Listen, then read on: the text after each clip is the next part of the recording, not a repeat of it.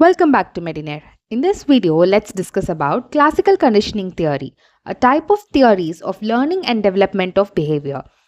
This theory was proposed by Ivan Pavlov in the year 1927.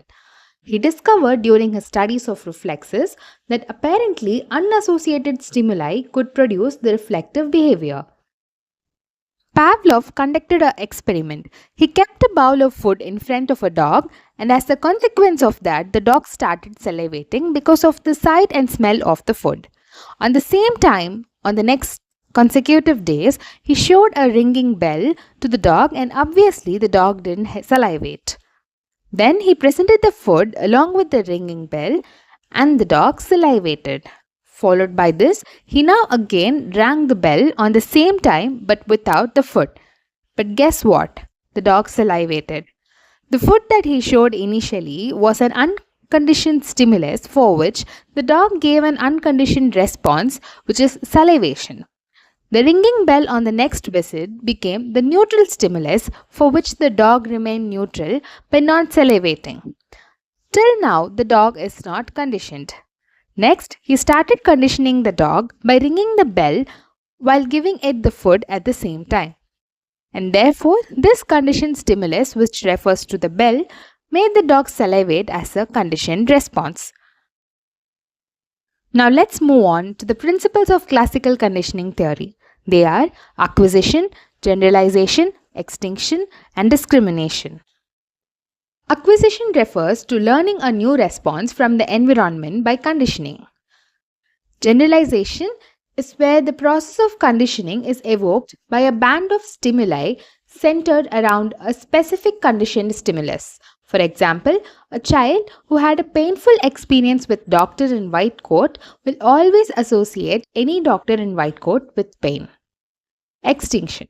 Removal of conditioned behavior results if the association between conditioned and unconditioned response is not reinforced. For example, in a fearful child, subsequent visits to the doctor without any unpleasant experience result in extinction of that fear, which means the child will forget eventually about the drastic experience which he or she had at the first visit. Discrimination. It is the opposite of generalization. For example, the conditioned association of white coats with pain can easily be generalized to any office setting, right?